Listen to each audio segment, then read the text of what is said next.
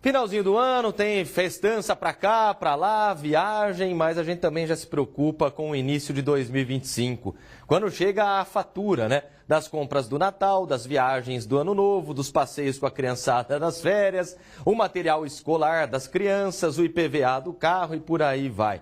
E é necessária uma organização financeira.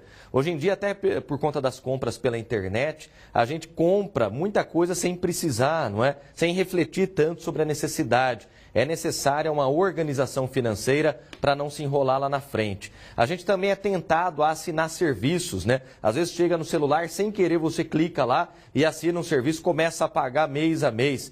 Esses pequenos gastos se tornam grandes. Eu ouvi certa vez o seguinte: deixa que dos milhões o banco cuida, a gente tem que cuidar dos tostões, né? A gente fica preocupado às vezes com o dinheirinho que está lá na poupança, com isso, com aquilo. E, na realidade, é necessário cuidar do trocadinho, da fatura pequena, que todo mês vai minando o nosso orçamento e acaba se transformando numa grande dívida lá na frente. O planejamento financeiro pode te ajudar a não começar o ano novo no vermelho. Tem reportagem sobre esse assunto, vai. Fim de ano também é época de fazer um planejamento financeiro. Tudo para começar o ano de forma mais organizada. Você costuma fazer um orçamento anual dos gastos? Define as prioridades? Nas ruas de Bauru, a população tem sentido a alta nos preços de forma geral. E não tem outro jeito. O negócio é se planejar. Sempre tento estar planejando, mas depois que eu tive nenê, aí ficou meio um pouquinho mais complicado. Então eu sempre tento estar utilizando o FGTS para estar quitando as dívidas. Eu pago um pouquinho das minhas contas em casa, gasto um pouquinho que eu quero e costumo ter um planejamento financeiro, sim. Aí eu guardo no banco um pouquinho de dinheiro, porque eu preciso planejar meu futuro também, né? A gente gasta, mas deixa guardado um dinheirinho porque sabe que janeiro é tudo apertado, né? A gente fica meio apertado com as contas, mas sempre guarda um dinheirinho para estar se organizando no começo, pagando tudo certinho e não deixar nada atrasado. Se você não fizer o projeto financeiro, você vai estar roubado, entendeu? Infelizmente os tempos mudaram. A minha geração é outra história, entendeu? A de hoje está difícil, né? Não tem como se controlar, não tem como. Infelizmente, os números mostram que está cada vez mais difícil equilibrar as contas. Resultado da pesquisa de endividamento e inadimplência mostra que o número de pessoas endividadas no Brasil aumentou, passando de 76,6% em 2023 para 77% em 2024. E esse aumento é por conta do maior uso de crédito para as compras de fim do ano. Mas para evitar essas dívidas, qual será que é a maneira correta de fazer um orçamento anual? As definições das prioridades é o ponto-chave dessa questão. O 13º, ele foi feito e a ideia dele é justamente para os gastos que vão ter nesse final e no começo do ano, que são rematrícula de escola, que são IPTU, IPVA, esses gastos extras que nós temos. Então, normalmente, a gente deveria dedicar o 13º para esses gastos pontuais e não para um gasto extraordinário que a gente vai ter em relação às festas.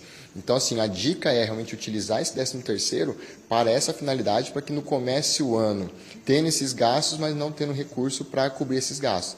Daí a pessoa acaba se endividando, a pessoa acaba parcelando essas compras e se compromete ao longo do todo o ano por um gasto pontual que já estava previsto que ia acontecer. Com esse orçamento mais definido, o consultor explica que fica mais fácil planejar as viagens, passeios, presentes e outros gastos que costumam aparecer ao longo do ano. Por exemplo, quero gastar R$ 2.400 para uma viagem, tenho um ano para fazer ela, então são R$ 200 por mês que eu vou destinar para isso. E nesse orçamento você vai planejar presentes, casamentos, aniversários, IPVA, seguro do carro. Esses gastos que são extraordinários, que normalmente a gente não planeja, é nessa hora que a gente senta no começo do ano para fazer esse planejamento. E isso faz com que você tenha clareza de qual que é realmente o seu padrão de vida possível para você viver. As formas de pagamento também precisam ser revisadas. O uso do cartão de crédito muitas vezes pode se tornar um aliado.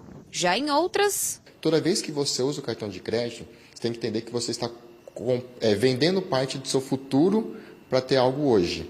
Se você não tem condições de comprar à vista, provavelmente também você não tem condições de comprar isso a prazo.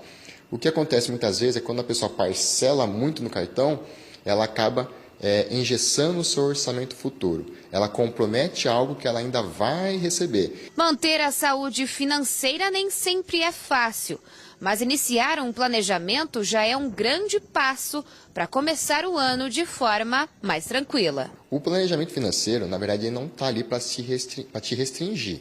Ele está ali para fazer com que você aproveite a sua vida financeira. Quando você não tem um planejamento, é normal que você vai vivendo, deixa a vida me levar, a vida leva eu, e chega no final do ano você fala assim, nossa, o que eu fiz com todo o dinheiro que eu ganhei? Porque você não gastou de forma consciente com aquilo que te traz satisfação. Foi o que você falou no começo, questão das prioridades.